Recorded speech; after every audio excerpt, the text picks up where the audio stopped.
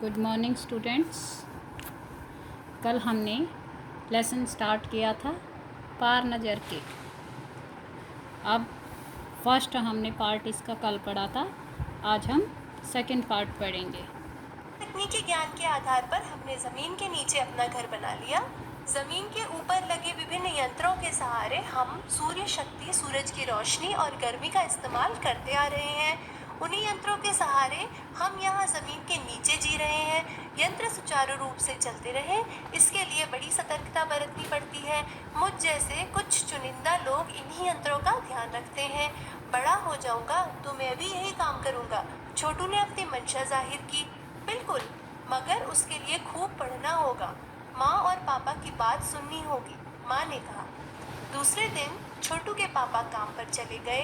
देखा तो control room का वातावरण बदला बदला सा था।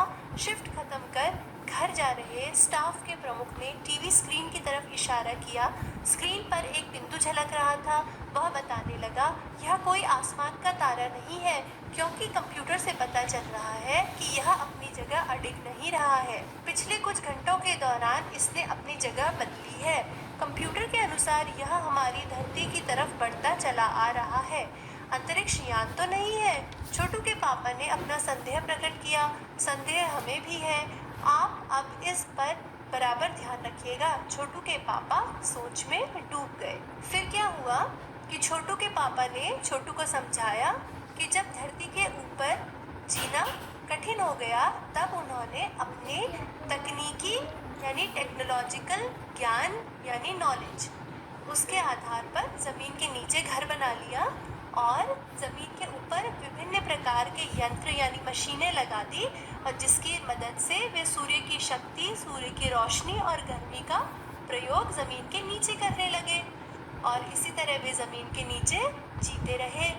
तो उन्होंने छोटू को बताया कि वे इसलिए बराबर धरती के ऊपर जाते हैं। तो उन्होंने छोटू को बताया कि वे इसलिए ऊपर ज़मीन पर जाते हैं ताकि वे इन यंत्रों का ध्यान रख सके।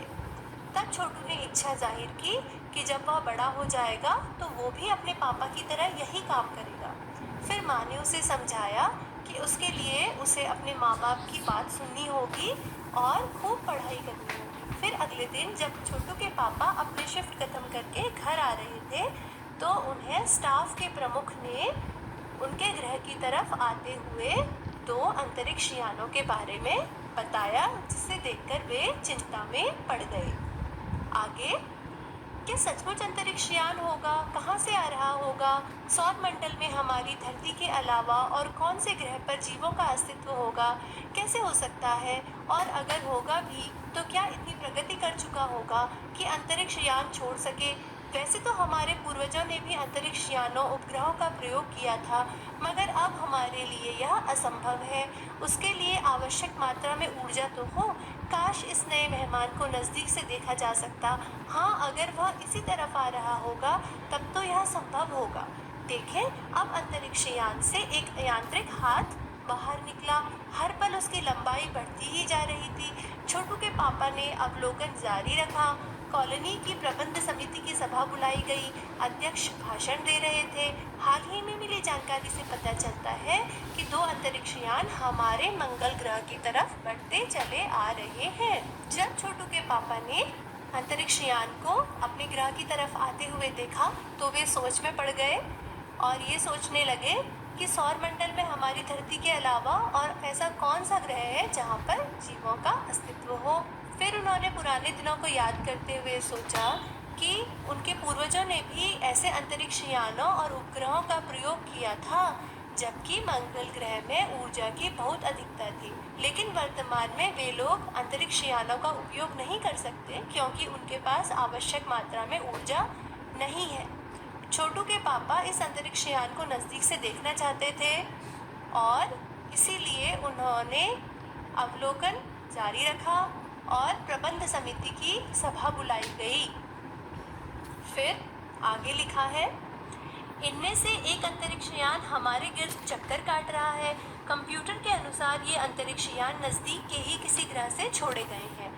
ऐसी हालात में हमें क्या करना चाहिए? इसकी कोई सुनिश्चित योजना बनानी ज़रूरी है। नंबर 1, आपका क्या ख्याल है? कॉलोनी की सुरक्षा की पूरी जिम्मेदारी नंबर 1 पर थी।